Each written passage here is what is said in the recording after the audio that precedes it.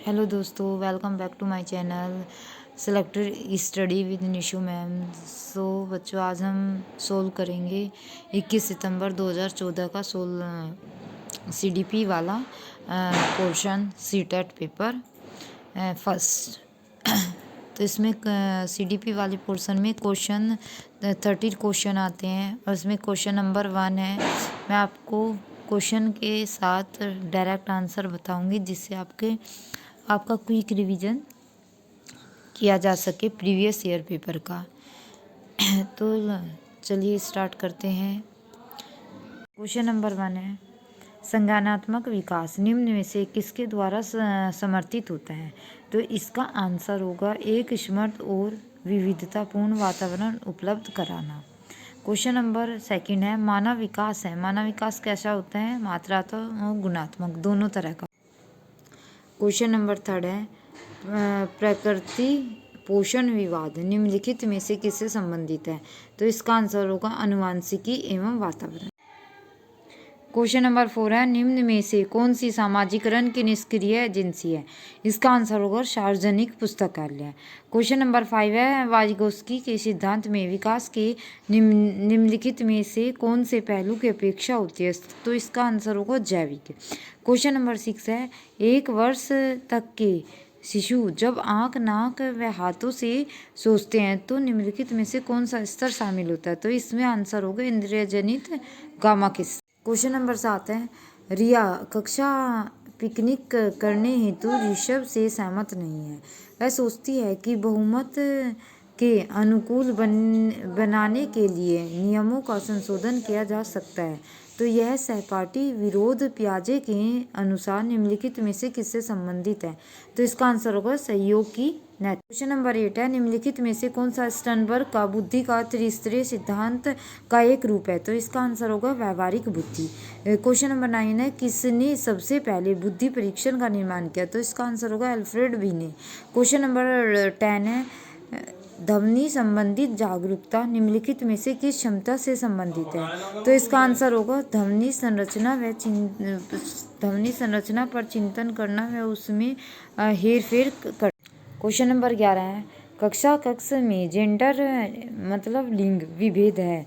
तो इसका आंसर होगा विद्यार्थियों के ह्रासोन्मुख प्रयासों अथवा निष्पादन का कारण बन सकता है। नंबर 12 है, निम्नलिखित में से कौन सा सीखने की शैली का एक उदाहरण है? इसका आंसर होगा चक्षु। एक क्वेश्चन नंबर 13 है, एक शिक्षक कक्षा के कार्यों को एकत्र करता है और उन्हें पढ़ता है, उसके बाद योजना बनाता है और अपने अगले पाठ को शिक्षार्थियों की आवश्यकताओं को पूरा करने के लिए समायोजित करता है। वह डैश कर रहा है या कर रही है? तो इसका आंसर होगा सीखने के लिए आकलन। क्वेश्चन नंबर 14 है, वे शिक्षक जो विद्यालय आधारित आकलन के अंतर्गत कार्य करते हैं। तो इसका आंसर होगा व्यवस्था के लिए स्वामित्व की भावना रखते। क्वेश्चन नंबर 15 है, ग्रेड अंकों से कैसे अलग है? तो यह प्रश्न निम्न में से किस प्रकार के प्रश्नों से संबंधित रखता है? तो इसका आंसर होगा विश्लेषणात्मक। श्रीनय छात्राएं अपनी आयु के लड़कों की तरह गणित में अच्छी है। तो इसका आंसर होगा अपनी आयु के लड़कों की तरह गणित में अच्छी है। क्वेश्चन नंबर 17 है, शब्दों में अक्षरों के क्रम को पढ़ने में कठिनाई का अनुभव करना और अक्षर चक्षु स्मृति का ह्रास डैश से संबंधित है। इसका आंसर होगा डिसलेक्सिया। क्वेश्चन नंबर 18 है, सभी के लिए विद्यालय में सभी की शिक्षा निम्नलिखित में से किसके लिए प्रचार वाक्य को हो सकता है? तो इसका आंसर होगा समावेशी शिक्षा। क्वेश्चन नंबर 19 है, प्रभावपूर्ण व्याख्या मौलिकता और लचीलापन डैश संबंधित तत्व है। तो इसका आंसर होगा प्रतिभा। क्वेश्चन नंबर 20 है, प्रतिभाशाली शिक्षार्थियों को डैश से जुड़े प्रश्नों पर आधारित समय देने के लिए कहा जा सकता है। तो इसका आंसर होगा सर्जन।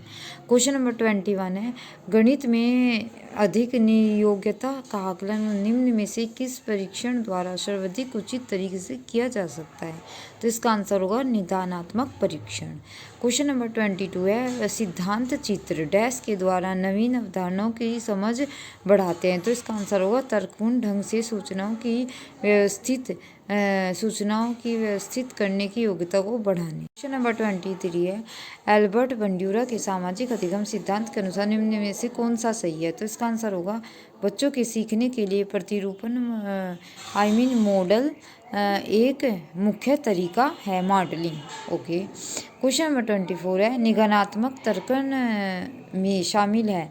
तो इसका आंसर होगा सामान्य से विशिष्ट की ओर तर्क।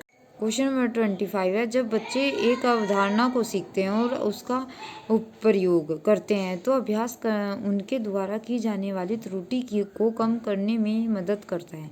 तो यह विचार डैश के द्वारा दिया गया है। तो यह विचार दिया गया है A.L. थॉर्नडाइक। क्वेश्चन नंबर 26 है, निम्न में से कौन सा संवेगात्मक बुद्धि से संबंधित है? तो इसका आंसर होगा सहानुभूति देना। क्वेश्चन नंबर 27 है, एक आंतरिक बल जो प्रोत्साहित करता है और व्यवहारपरक प्रतिक्रिया के लिए बाध्य करता है एवं उस प्रतिक्रिया को विशिष्ट दिशा उपलब्ध कराता है। तो इसका आंसर होगा अभिप्रेरणा।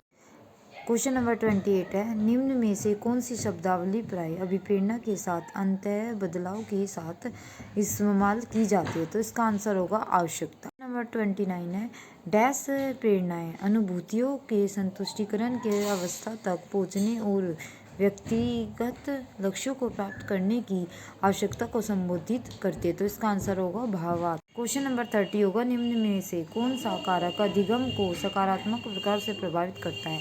तो इसका आंसर होगा अर्थपूर्ण संबंध।